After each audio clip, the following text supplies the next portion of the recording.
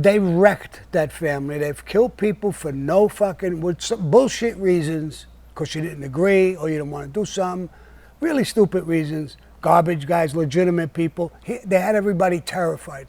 So they literally wrecked that family. Not only killed so many different people, but they had everybody shitting in their pants. And I don't blame them. They were tough guys, but you never know why you're going to get hit.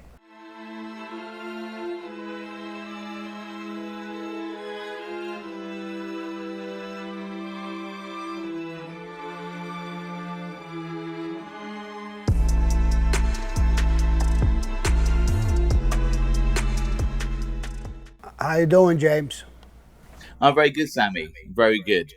So today, I thought we'd talk a bit about Vic Musso and Anthony Casso. And under their kind of leadership from the mid-'80s to early '90s, they unleashed a reign of terror on their family. So before you met Vic Musso, had you heard of him at all while you were coming up? Well, he was a little older than me, and he was in the neighborhood. They used to stay in the 19th hole with Christy Tick, so they were neighborhood guys. Him and Gas Pipe, they were pretty close friends. I knew Gas Pipe, and I didn't do too many things with them. And Vic, I didn't do anything with. Gas Pipe, I did a few things. I had a little bit better of a relationship with him. But not too much. Do you remember when you first met Gas Pipe and what your initial thoughts about the man? I knew him when we were very young. I was on the Rampers. Jerry Papa was the leader of the Rampers. Jerry Papa was pretty friendly with him. I think that's how I met him originally. But he really wasn't one of us. But I knew he was a tough guy. And he was known back then. He had a lot of marijuana. He always had marijuana, so he was a drug dealer, mostly with marijuana. Later on, he got into coke and a few other things, but I knew him as that, and I knew him through Jerry Papa and the Rampers. Me and Papa had a problem. We separated in time, and so I knew him. I saw him. On occasion, I went to the 19th hole. It was right in my neighborhood. It was right across from the park. And it was right across the street from the funeral parlor, Scapacci's, and I would go there on occasion. I knew the Scapacci's. I was pretty friendly with them. And occasionally, I went across the street. So I bumped into them on occasion, and he was there. But it was very minor stuff, nothing crazy. Okay. You mentioned Christy Tickfanari there. How well did you know him? Because obviously he became, I think, consigliere in the very early 1980s. Did you know him before that time? No. I just knew him that he was in the place. But when he became the consigliere of the family, I understood that he was a heavyweight. He became a heavyweight. But I never really did anything with him. I saw him, respectfully, nodded my head, said hello, went to the bar. We didn't really have any, conversation. I really was, I was a nobody at that point. I was young. I wasn't made. So, it was way back it was actually in the 70s. Okay. So, obviously, when Anthony Tony Ducks Corallo, Tomic Santoro, and Christy Tick, obviously the boss, underboss, and consigliere, all sent down for 100 years in the commission case. Were you aware of the potential power struggle that occurred in the Lucchese family? Yes, I was. I understand that Tony Ducks and probably the whole administration, they were getting this guy... Buddy Longo. Yeah, Buddy Longo. I think he was from the Bronx.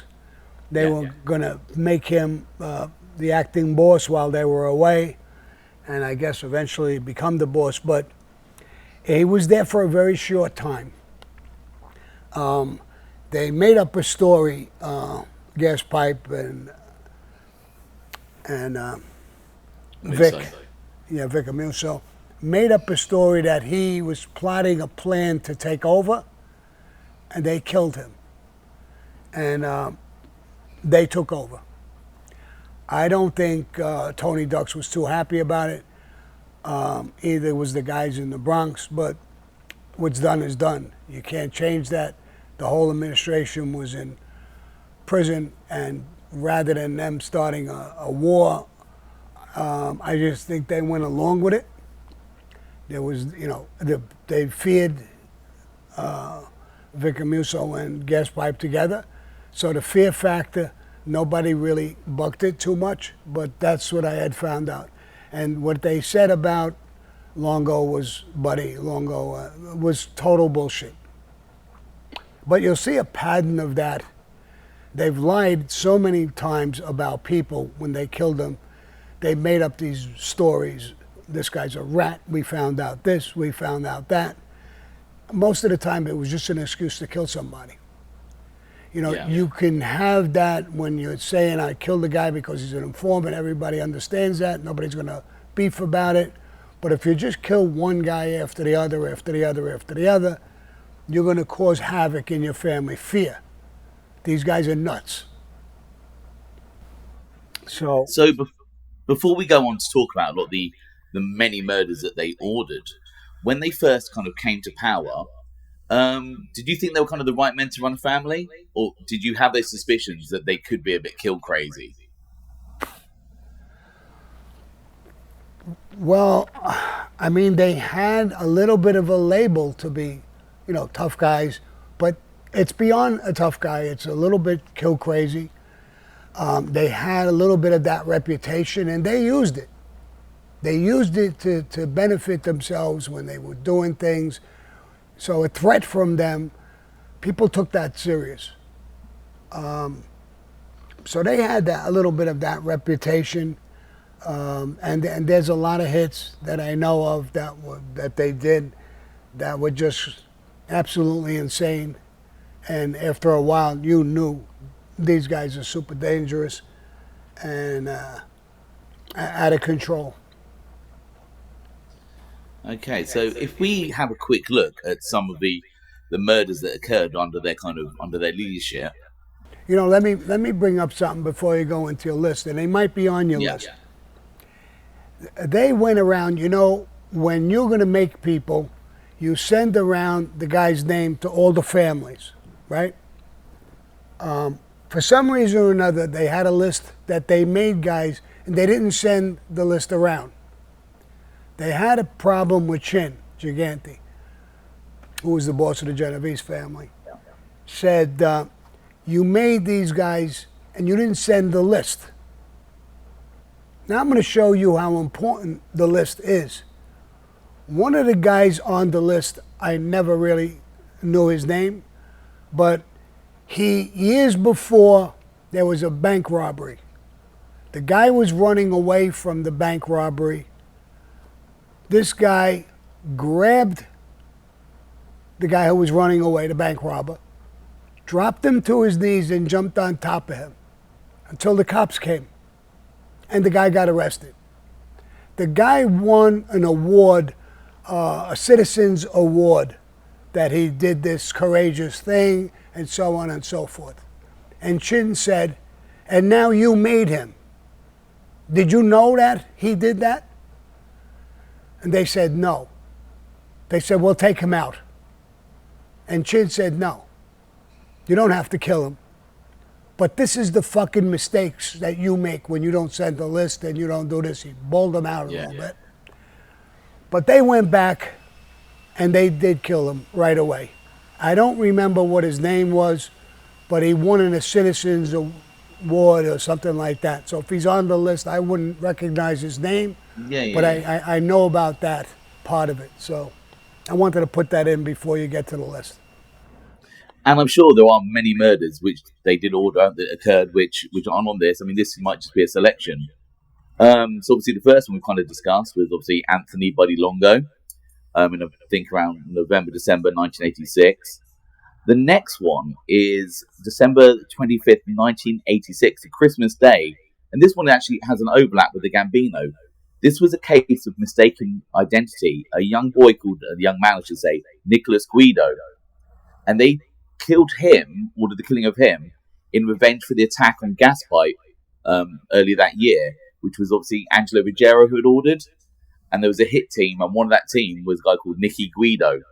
So they got this information from their corrupt cops, and they'd identified the wrong Nicholas Guido and killed a civilian on Christmas Day, 1986. Did that make news in mob circles at all? Yes, and I knew about that. There was two guys with the same name, Anthony Guido. One of them, I think the guy who got killed, was a security guard or something.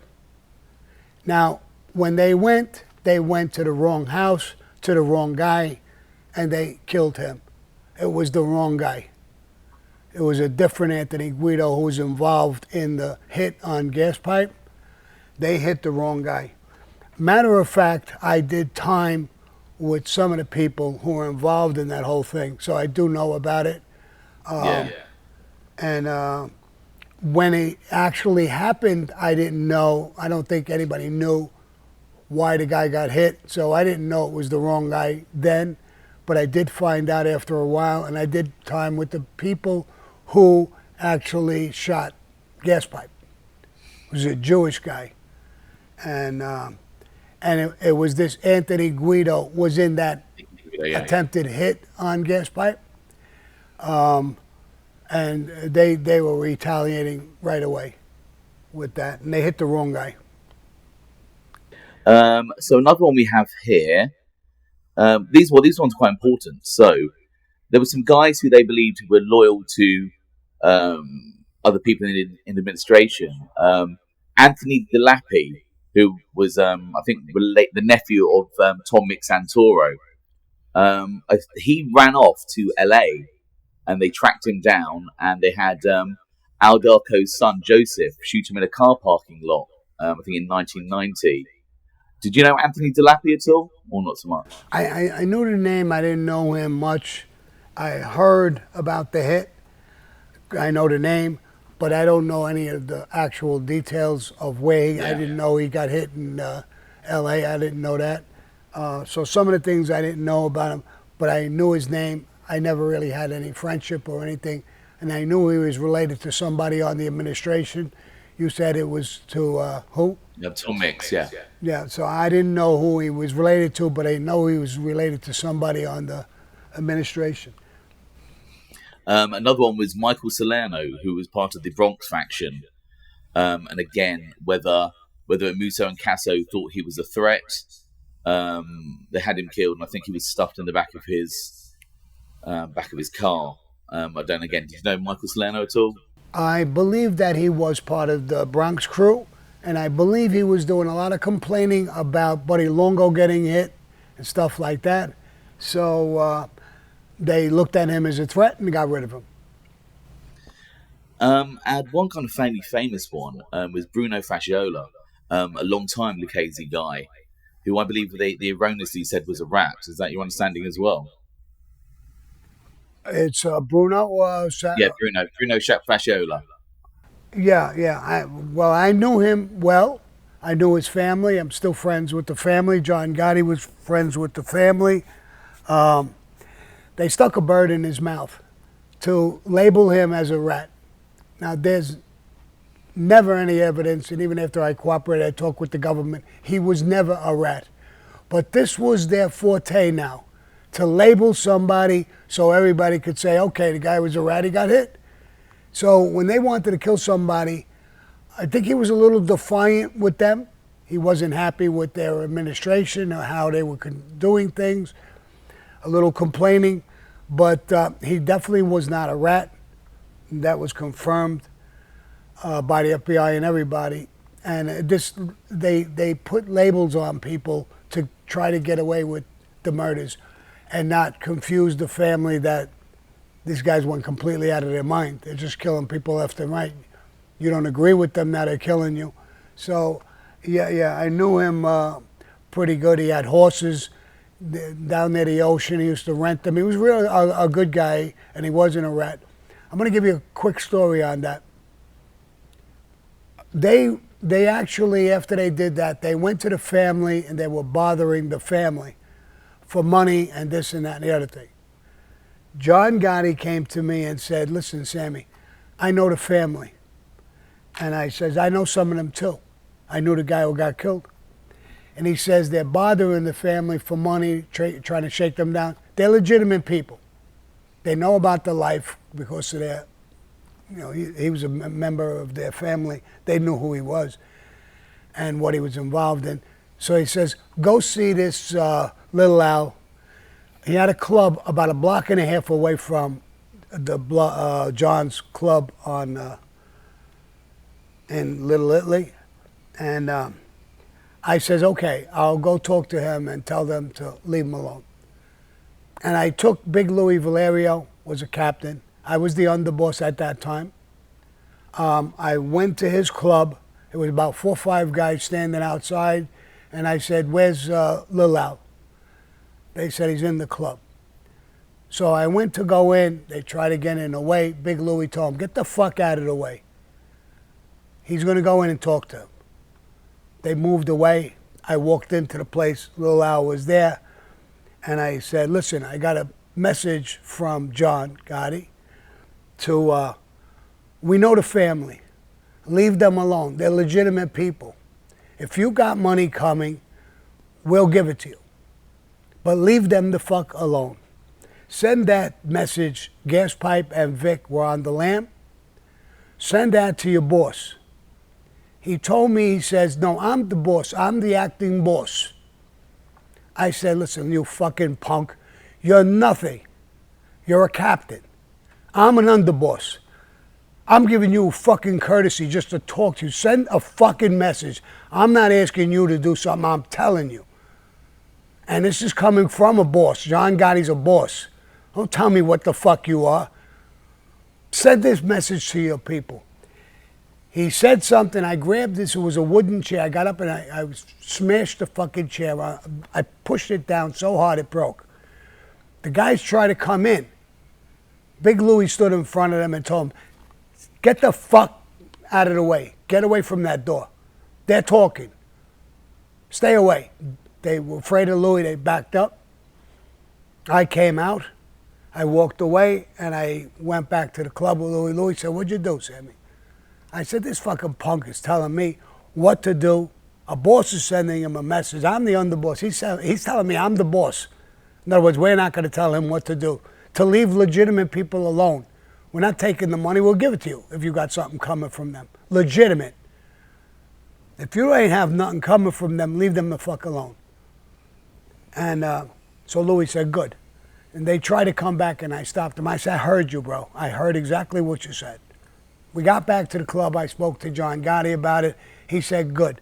The next message, Sammy, if this guy don't stop, this prick, I'm going to give you his hit. The next time you go to the club, tell them guys to take a fucking walk. Go in the club and blow his fucking brains out. And then we'll deal with this fucking Lucchese pieces of shit. Okay, John. So I'll add that in. This little Al Diaco, I don't like him. I never did like him. He had a fucking weird attitude, like who the fuck he was. Matter of fact, when he cooperated, I remember he was so fucking scared because they said he was holding back money that they were supposed to get. And that little beef I had with him, I had another appointment. He was afraid to come to the appointment. He thought that he knew I had a relationship with Gas Pipe. He probably figured Gas Pipe would tell me something and I would take him out. He cooperated. He was never arrested. He cooperated from his fucking house, calling up the police and the FBI and said, come here with police cars, helicopters. My name is Lil Al Diaco, and I'm going to cooperate. And I believe he took his son with him. Yeah. So here's a guy who was facing no time, wasn't even arrested, and cooperated. I saw him one time in prison, and he got away. He talked to the guards to put separation, so he would never even be near me. So that's what I know about Lil Al. But he did a lot of damage. He ratted on a lot of people. He obviously did work for them, him and his son, and he ordered other guys because they left him. you know, when they got orders, they thought the orders were coming directly from Vic and Gaspipe. Some of them were, some of them weren't. This whole family was a bunch of fucking flakes up on top. Not all of them, but up on top. So, all right, let's go on from there. There's one very controversial one that the Lucchese were involved in, and it was guys who were involved in the waste haulage industry. Two civilians, Robert Kubecker and Donald Barstow. And in 1989, they were both shot to death at their offices. Again, it was a sanctioned hit by Casso and Amuso. Again, this probably made a lot of headlines at the time. I mean, do the other families, they can't like that sort of heat that can bring. No. And I know about the hit. These were two legitimate guys that were in the garbage industry. And they were taking spots and stuff that Gaspipe and Vic wanted their guys to take. They were legitimate guys. They kind of refused, and they took the two of them out. They weren't hooked up in the Mafia from what I understand. I understand they were both legitimate guys. They may have known people in the mob. Everybody in fucking Bensonhurst, Brooklyn, or Brooklyn knew somebody, but that doesn't mean you're in the Mafia. So they took out two legitimate guys. And when we look at that, yes, when you're hurting people left and right, not only your own people, but legitimate people, you know, if you want to give the guy slapping him out, a punch, whatever, that's one thing. But killing two fucking legitimate guys, that's not going to fly. And we don't want that reputation. But they were getting away with things left and right. One was the boss, one was the underboss. Okay, I mean, look, so we won't touch on all of them, but the list goes on. There's Michael Papadio, Thomas Red Gilmore, Carmine Variali, John Otto Heidel, John Sonny Morrissey, who I think he was involved in the unions, and then they killed him. And then obviously there was the attempt that they had on, obviously let's go back to a very famous one, Eddie Leno. Eddie Leno was a captain in our family. Eddie Leno, they were bumping off guys to get to John Gotti. And what they started doing, John Gotti always had an army around him. I was around a lot. It was hard to get to John. So they were taking out guys who were around to weaken John. Eddie Leno was a drug dealer, major tough guy, shooter. And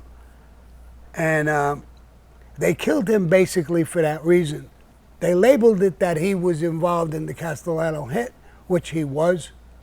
But that wasn't the real reason why they took him out. They were trying to weaken the thing around John. At one time, I was friendly with them. They didn't have a problem with me. Then they started having a problem with me, and they set up a meeting in Gargiulo's restaurant. And I was supposed to meet them. We were exchanging monies, union things and stuff back and forth. And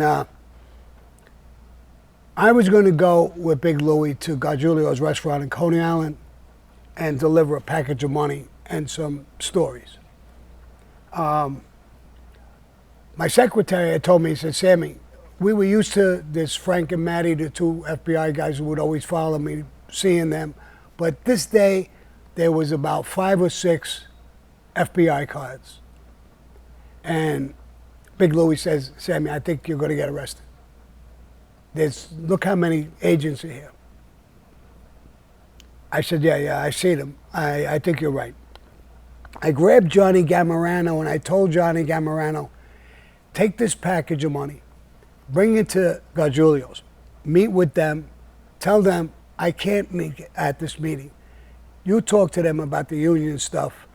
I don't want to bring this heat, because if I go there, they're going to follow, all of these agents are going to follow me right to the restaurant. They're going to see the meeting. I don't want to expose everybody. Do that. At that meeting, I was supposed to go in with Big Louie, and they were going to kill me and Big Louie. But that fear of bringing the FBI there, I didn't know, obviously, about the hit. I escaped that hit. And they actually, I found out later, they thought those agents, because they had somebody watching me, they thought all those guys were guys coming in. I was bringing guys in to whack them. No. Okay. They misconstrued who they were. They weren't. They were FBI people. So there's that situation as well. I mean, like I said, the list goes on and on. So interestingly, obviously you're in the administration of your family. You're obviously close with some of the administration of the others.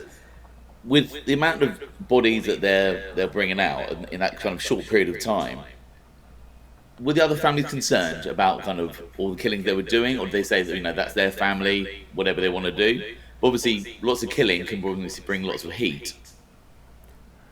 Well, there was a lot of conversations about that, but you're not going to go to war with another family because of what they're doing.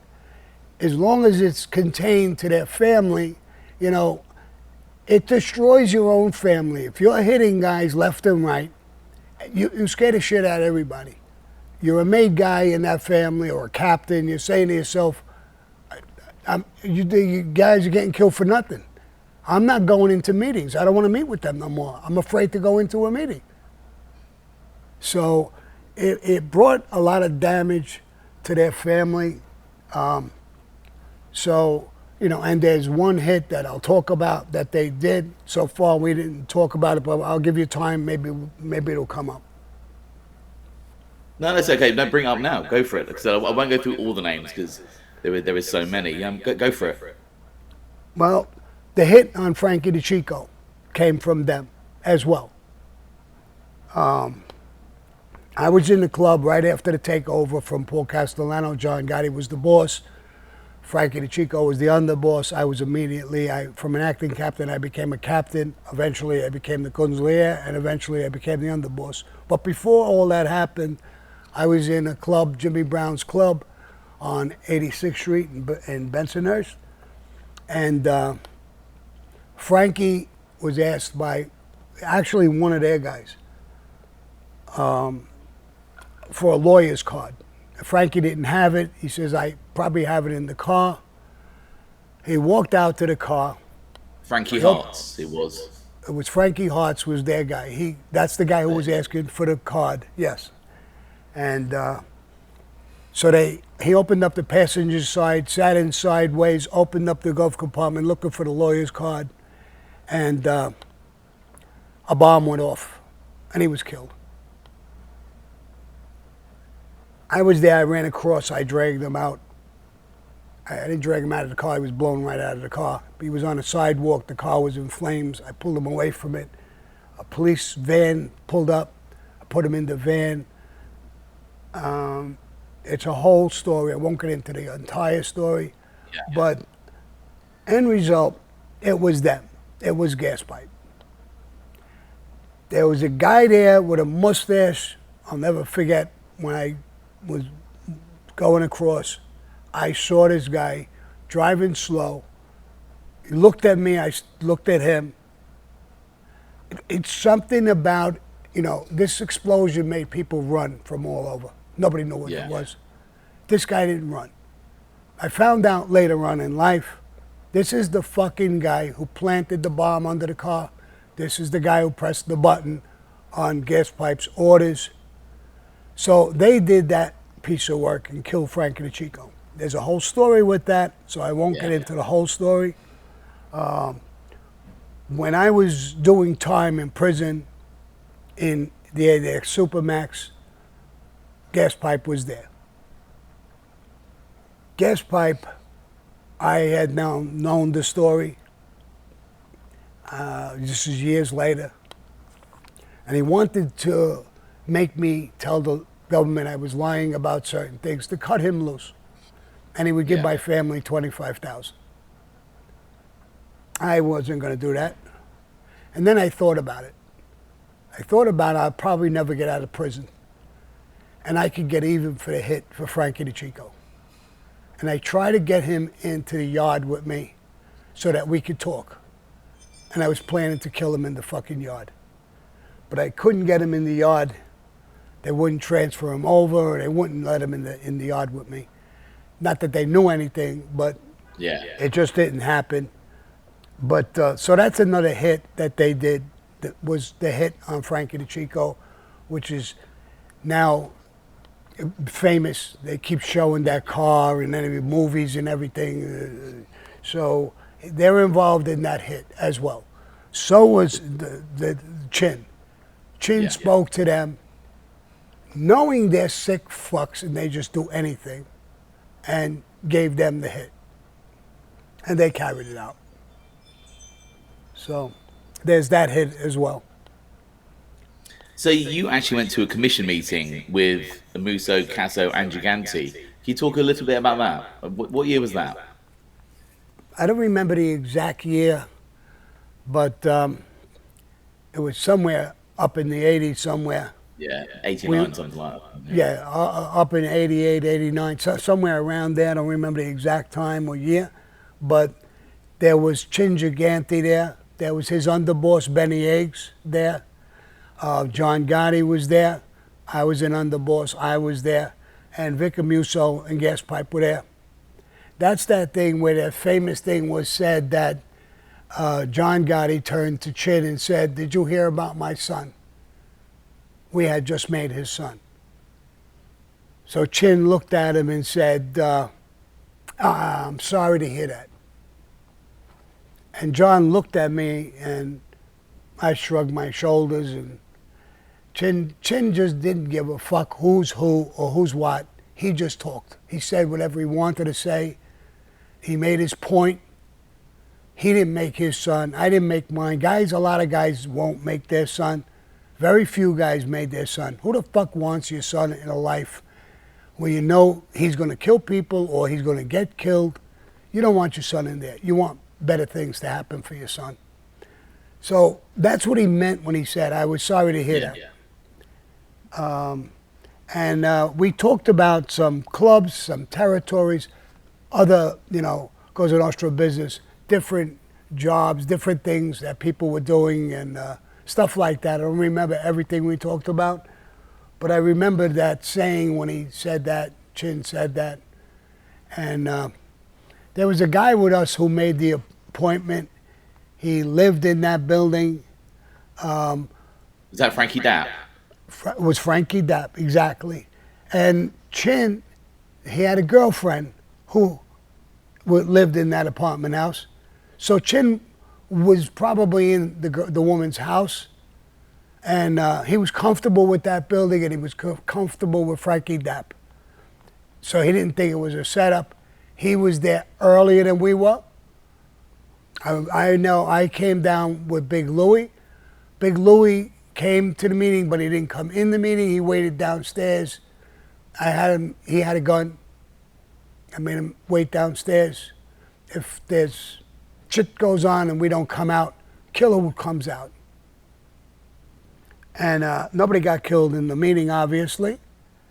And that's what it was about. And that. So this is interesting. People have brought this up to me a couple of times. Obviously, I suppose there's an unwritten rule that no one carries guns to meetings like that. No one's ever patted down, though, are they, by anyone? No. But we went in the meeting. I didn't have a gun. If I thought anything, I would have a gun. I didn't have a gun.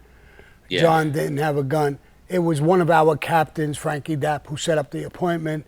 We felt a little secure with that, even though we didn't trust, this whole meeting and everything. We were a little leery. That's the reason I had Louis have a gun and not come in the meeting. As long as he's downstairs or outside, he hears something, he's got a gun. He can come in. But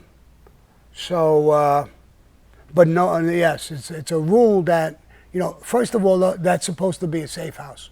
When you have a meeting of that level, you're never supposed to carry a gun because you're never supposed to hurt anybody. If you do hurt somebody, you could never have a comfortable meeting again. So once everybody understands, even if we hate each other, we're not going to kill each other in that meeting. Otherwise, you destroy Cosa Nostra. How could any bosses and underbosses, how could they ever meet again? never knowing if they're going to come in or out. And you don't want 5 guys walking into a room with each crew with guns. It'll be a madhouse. So there's a rule that's a Cosa Nostra rule: no guns. It's a safe meeting. It's there to discuss your problems and whatever. No violence at that meeting should take place. So going back to Amuso and Casso, there was the famous thing where they basically said whack Jersey. So their whole Jersey crew, they wanted them dead, basically. Yeah. And I think the head of the Jersey crew was Tumac, obviously Anthony Asaturo. Were you familiar with him? Yes, absolutely. He was the captain in charge of the whole Jersey crew. I mean, gas pipe and them. They put out a contract on the whole crew. So before he knew what was going on. He knew about all this killing, stuff like that. And he knew that there was a problem in the conversations. And he knew he would get hit. He wouldn't come in. And then word came to him, oh, they're fuming that you won't come in. And he took off. That's when he cooperated. He took off. I think he went to Florida and he became an informant, never came back. There was the whole crew was terrified. See, this is what happens to you when you start killing people for no fucking reason. There was another guy, Tommy Riccardi. I actually did time with him in prison. I didn't like him. I didn't like him in prison. I didn't like the way he conducted himself. He was sitting at our table for a little while, and I chased him. I made him go sit with some other people. And that same table was Philly and Eddie and some of the guys from Philadelphia. We had our own table. When I came in, it was Philly and Eddie's table. When I came to that unit, he already had that table. I came in, he gave me a hug, kiss, Sammy, we're gonna be together. He took me over and he said, hey, Sammy, you sit at the head of the table. I said, no, bro, it's your table. I'll sit at the table with you. He said, no. He made sure I sat at the head of the table. Philly and Eddie was another guy, the underboss of Philadelphia. To me, he was a great guy. I liked him a lot. I saw he conducted himself well in prison. And so in your opinion, overall, you think Amuso and Casso did a lot of damage to that family? They did what? They did a lot of damage to that family, basically. They wrecked that family. They've killed people for no fucking, with some bullshit reasons, because you didn't agree or you didn't want to do something. Really stupid reasons. Garbage guys, legitimate people. They had everybody terrified. So they literally wrecked that family. Not only killed so many different people, but they had everybody shitting in their pants. And I don't blame them. They were tough guys, but you never know why you're going to get hit. I mean, he even was doing his house in Mill Basin. I think he bought a house. It's a very nice area. And his wife picked out windows that were done in Europe. They made these big, beautiful windows. And he had a contract that he told the guy, I want those windows in the house. The guy couldn't get them. And he had a company like reproduce them. They're not the originals like they make in Europe, but they were lookalikes. He got so ripping mad with the guy, he killed him. That story came out, and you say, these guys are sick. That's sick. Tell your wife, just fuck the window. It's coming from Europe. It looks just like it. What are you worried about? You're going to kill the guy? He did kill the guy.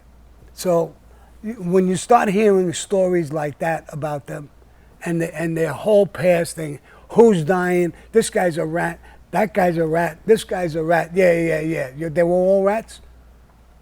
It's, everything is made up with them. They're killing people and looking for excuses. You killed a guy because you can't get the windows? So they wrecked that family. Who the fuck would want to be in that family? I know I wouldn't.